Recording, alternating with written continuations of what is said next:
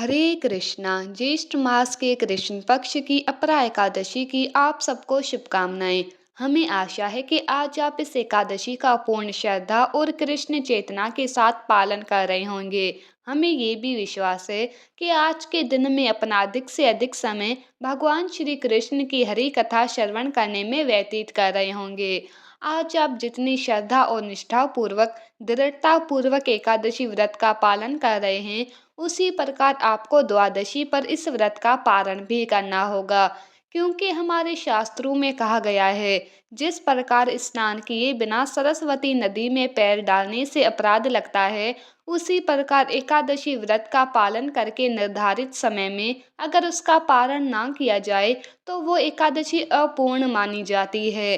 तो इसीलिए आज के इस वीडियो में हम आपके लिए अपरा एकादशी का पारण करने की संपूर्ण व्रत विधि लेकर आए हैं, जिसमें हम बात करेंगे कि कल अपरा एकादशी व्रत का पारण कैसे करना चाहिए, किस समय पर करना चाहिए और ब्राह्मण को क्या दान देना चाहिए। अगर घर पर बुलाकर ब्राह्मण को दान नहीं दे सकते तो उसके विकल्प में क्या क्या किया जा सकता है। इन सभी बातों पर आज के इस विशेष वीडियो में हम बात करने वाले हैं, तो अंत तक इसे अवश्य सुनिएगा। चलिए आज का ये वीडियो आरंभ करते हैं। सबसे पहले एकादशी के अगले दिन यानी द्वादशी पर प्रातः ब्रह्म मुहूर्त में उठ जाना चाहिए। स्नान इत्यादि से स्वयं को शुद्ध करके उसके बाद जिस प्रकार आपने एकादशी पर भगवान की मंगला आरती की थी, वैसे ही द्वादशी के दिन भी भगवान की मंगला आरती करिए। मंदिर में जाकर करिए या फिर ऑनलाइन उसका दर्शन करिए। उसके बाद तुलसी देवी की पूजा करिए, उन्हें जल अर्पित करिए, उनकी कम से कम 3 बार प्रदक्षिणा करिए और फिर तुलसी देवी के समक्ष बैठकर हरे कृष्ण महामंत्र यानी हरे कृष्ण कृष्ण कृष्ण हरे हरे, हरे राम राम राम हरे हरे, इस महामंत्र की निश्चित संख्या में माला का जाप करिए।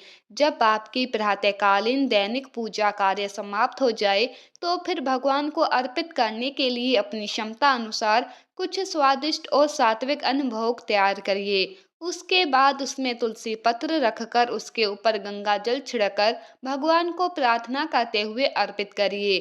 प्रयास करिए कि पारण समय से पहले आप ये भोग बनाकर रख लें।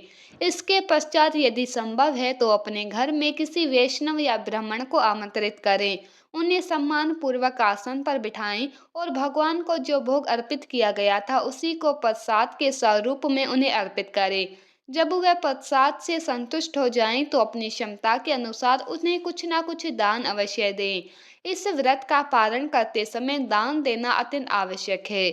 श्रीमद् भागवतम में बताया गया है कि भगवान श्री कृष्ण की शुद्ध भक्ति प्राप्त करने के लिए कई मार्ग हैं, जैसे कि दान, कठिन व्रत, तपस्या, यज्ञ और वैदिक ग्रंथों का अध्ययन आदि।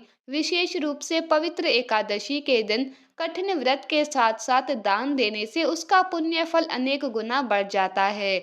और वैसे भी इस कल युग के समय में अगर कुछ श्रेष्ठ है तो वो दान है, क्योंकि कल युग में जाने अनजाने से व्यक्ति पाप का भागीदार बनता रहता है और उसे पाप से मुक्ति दिलाने वाली एकादशी के दिन हम जो भी दान करते हैं उसका अनेक गुना पुण्य फल हमें मिलता है।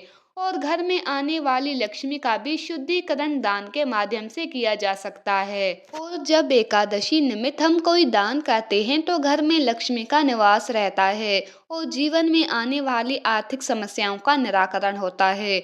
इसीलिए प्रत्येक व्यक्ति को अपनी क्षमता अनुसार कुछ न कुछ दान अवश्य देना चाहिए। कई बार घर पर ब्राह्मण या वैष्णव को बुलाना संभव नहीं होता। ऐसे में भगवान को भोग अर्पित करके इसे पास के किसी मंदिर में पुजारी या जरूरतमंदों को दे आएं और दान की लक्ष्मी भी मंदिर में दे दीजिए। अगर भोजन देना संभव नहीं है तो सिर्फ मंदिर में जाकर कुछ दान दे दीजिए या फिर गौ माता को घास या रोटी खिलाइए।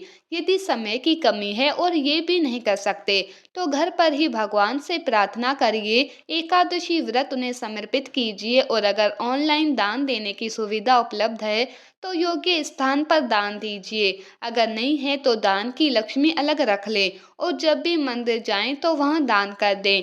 आपका दान किसी सुयोग्य पात्र को ही प्राप्त हो, इस बात का अवश्य ध्यान रखें, क्योंकि सुयोग्य व्यक्ति को दान देने से ही आपकी लक्ष्मी का शुद्धिकरण होता है। अब समय है आपका स्वयं पारण करने का। शास्त्रों में एकादशी और द्वादशी तिथियों को हरिवासर के नाम से जाना गया है। हरिवासर यानी श्री हरि का दिन।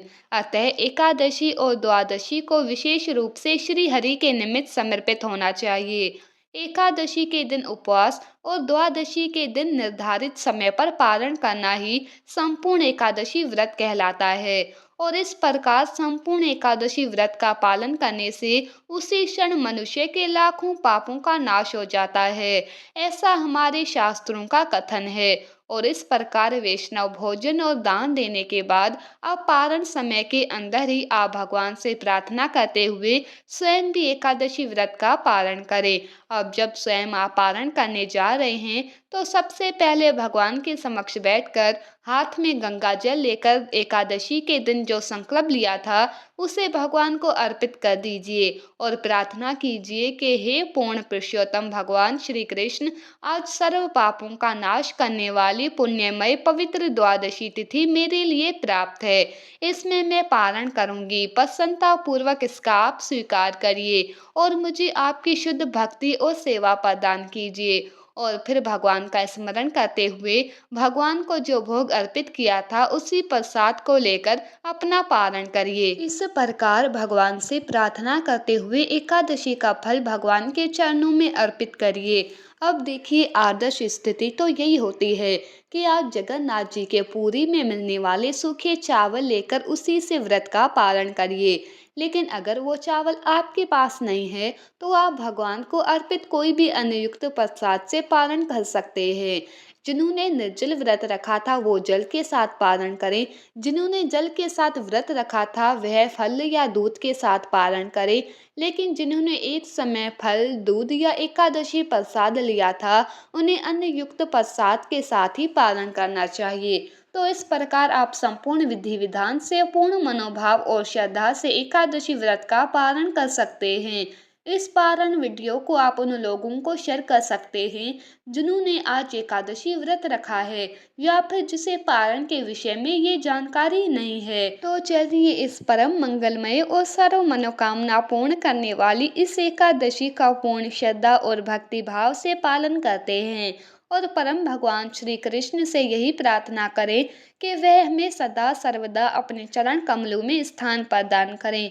तो ये था हमारा आज का वीडियो। आपको कैसा लगा हमें कमेंट करके ज़रूर बताना।